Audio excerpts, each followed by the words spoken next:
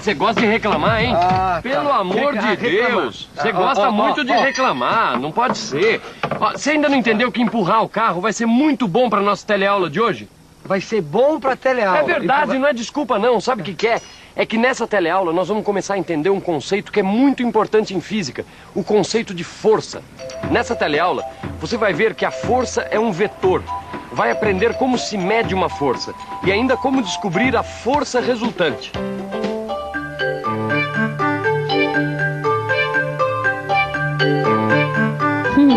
Dá uma força para empurrar um carro. Essa é a típica situação que o conceito de força que a gente usa no dia a dia tem tudo a ver com o conceito físico de força. Porque, afinal, quando a gente puxa ou empurra um objeto, a física diz que a gente está exercendo uma força sobre ele. É isso mesmo, Maristela? Tá perfeito, Rosinha.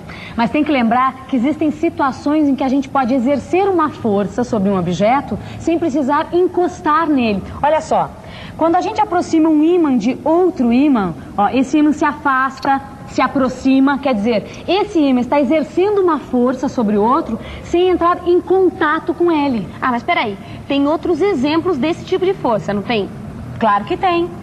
Você também quer saber? Então lá vai.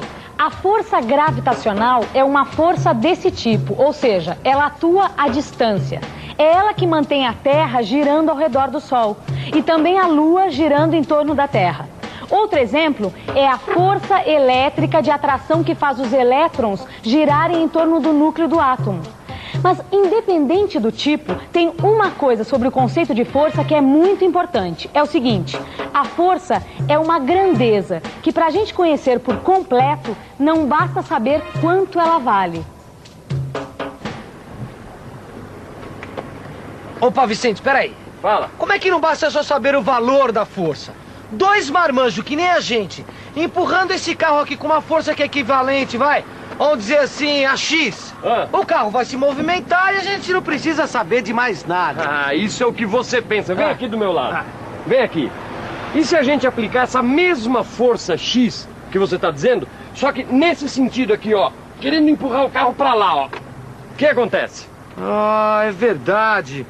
Quer dizer que com uma força da mesma intensidade, nós vamos obter efeitos diferentes, totalmente. Exatamente. Quer dizer, vai depender da direção da aplicação da força. Agora você matou a charada. E toda grandeza que, para ser bem definida, precisa do valor, da direção e do sentido, é conhecida como grandeza vetorial.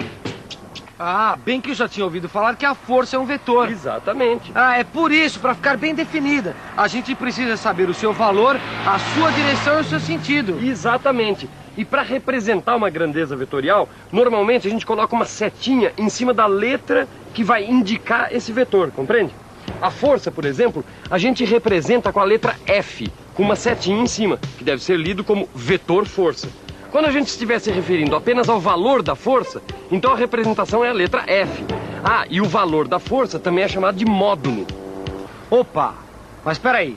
E as grandezas de deslocamento, velocidade e aceleração também são grandezas vetoriais. Porque, olha, elas também dependem da direção e do sentido. Faz sentido isso que você está falando, hein? Será que as grandezas deslocamento, velocidade e aceleração são grandezas vetoriais? Por favor, cidadão, se o senhor fosse nesse sentido aqui, com uma velocidade média de 60 km por hora, quando é que o senhor ia chegar na Lapa? Nesse sentido aqui eu não chegaria nunca, porque a Lapa fica do outro lado. Olha, tá vendo só? Pra gente fazer previsões com base na grandeza velocidade, não basta só a gente saber o seu valor, a gente tem que saber o sentido e a direção. Isso quer dizer que a velocidade é, de fato, uma grandeza vetorial, o que vale também para o deslocamento e a aceleração.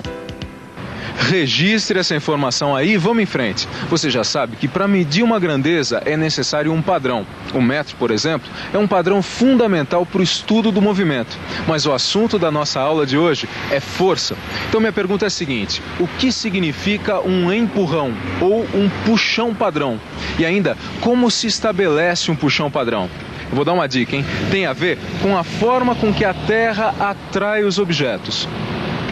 É É isso mesmo, Rosinha. A Terra atrai os objetos de maneira distinta. Quanto maior for a massa de um objeto, maior será a força de atração. Bom, foi com base nisso que se pensou numa espécie de puxão padrão. Foi combinado o seguinte padrão: a força que a Terra tem que fazer para atrair um objeto de massa igual a 1 kg é de 1 kg força, ou 1 kgf. Quer dizer, para segurar esse peso de 1 kg, eu estou fazendo uma força de 1 kg força. Entendeu? Mas atenção, o quilograma-força não é a unidade do sistema internacional. No SI, a unidade de força é o Newton. Mas esse é um assunto para a gente estudar noutra teleaula, tá bom? Não, calma lá.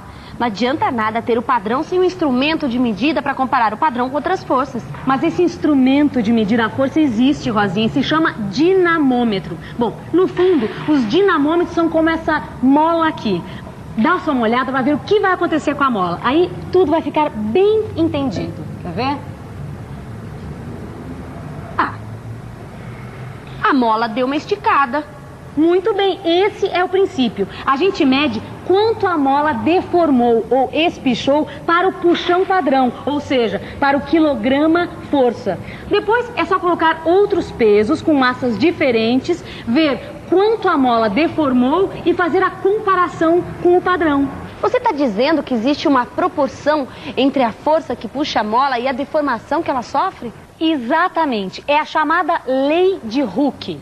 Hooke foi o cientista que descobriu essa lei, que diz que dentro de certos limites existe uma proporção direta entre a força aplicada em uma mola e a deformação que a mola sofre. E essa lei é muito fácil de ser comprovada na prática. Vamos ao laboratório. Para comprovar a lei de Hooke, precisamos apenas de uma espiral de caderno, um saco plástico, água, uma régua e papel e caneta. A ideia é ir colocando água no saco plástico e medindo a deformação que a espiral sofre. Vale lembrar que 1 litro de água tem uma massa de 1 kg. Assim, quando colocamos 200 mililitros de água, estamos colocando 0,2 kg, que faz uma força de 0,2 kg força. Aí, é ir acrescentando água de 200 em 200 mililitros, fazendo as medidas de deformação. Com as anotações, obtemos essa tabela com o ΔX, que é a deformação da mola para cada força aplicada. E olha só que interessante. Se dividirmos a força pelo respectivo ΔX, o resultado será sempre o mesmo. Ou seja, existe, de fato, uma proporção entre a força aplicada e a deformação que a mola sofre. Nesse caso, o valor dessa constante é 2 kg por metro. Esse valor é chamado constante elástica da mola e é representado pela letra K.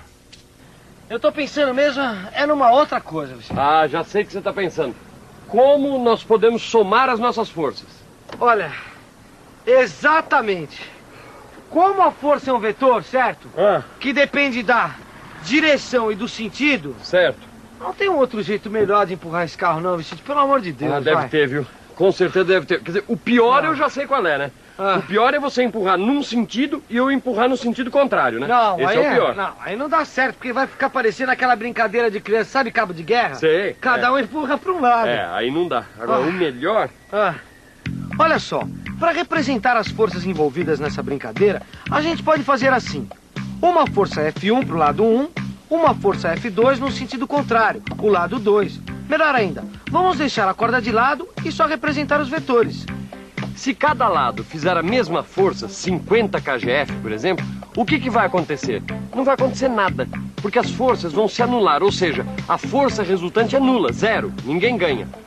Agora, se F2 for um pouquinho maior, 60 kgf, por exemplo, aí a coisa muda de figura. Porque aí a força resultante vai ser 10 kgf, que é 60 menos 50 para a direita. Aí a turma do lado 2 vai ganhar. Peraí, Gil, matei a charada. Então, se a gente empurrar o carro na mesma direção e no mesmo sentido, a força resultante vai ser a soma das nossas forças. Ou seja, se cada um empurrar com uma força de 40 kgf, a força resultante vai ser 40 mais 40, que é 80 kgf, na mesma direção e no mesmo sentido. Então você já sabe, né? Forças na mesma direção, mas em sentidos contrários, se subtraem. Forças na mesma direção e no mesmo sentido, se somam. É isso aí. Vamos lá. Vamos empurrar. 2 e... Ó, soma. Que é isso? Essa aqui é outra possibilidade de forças combinadas. Essas duas forças, F1 e F2, estão puxando o carro em direções em sentidos diferentes, formando entre elas um ângulo alfa. Bom, nesse caso, para calcular o vetor da força resultante entre as duas forças, nós temos que fazer o seguinte. Na extremidade de F1, a gente traça uma paralela a F2. Assim.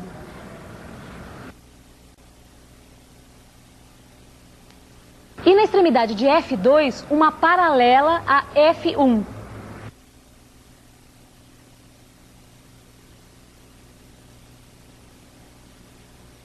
Bom, a gente tem aqui um paralelogramo. E a diagonal desse paralelogramo representa o vetor da força resultante. Bom, deixa eu ver se eu estou entendendo.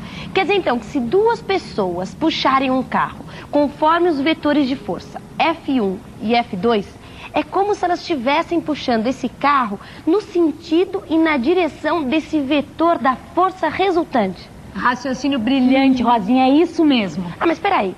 Por enquanto, a gente só sabe o sentido e a direção dessa força resultante.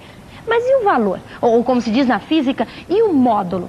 Boa pergunta, Rosinha, mas para isso a gente precisa da seguinte fórmula matemática.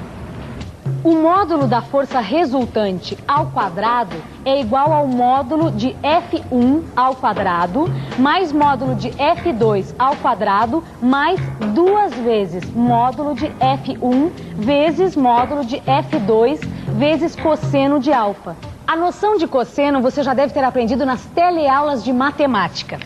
Bom, esta fórmula é uma forma mais completa, mais geral do Teorema de Pitágoras. Veja, se as duas forças fossem perpendiculares, como aqui, o ângulo alfa seria 90 graus. E o cosseno de 90 é zero, ou seja, a fórmula se reduziria ao Teorema de Pitágoras. O quadrado da força resultante é igual à soma dos quadrados das forças F1 e F2. Mas vamos voltar ao nosso caso, onde o ângulo não é de 90 graus. Assim nós temos que usar a fórmula mais completa da lei, certo? Então vamos dizer que o módulo de F1 é igual a 3 kgf. F2 é igual a 5 kgf. E o ângulo alfa é igual a 60 graus. Vamos ver como é que fica o módulo da força resultante? É só substituir os valores na fórmula. FR ao quadrado é igual a 5 ao quadrado mais 3 ao quadrado mais 2 vezes 5 vezes 3 vezes cosseno de 60.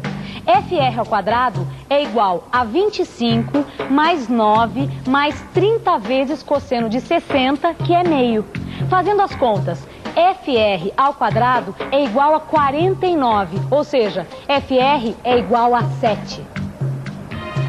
Viu só quanta coisa a gente aprendeu hoje?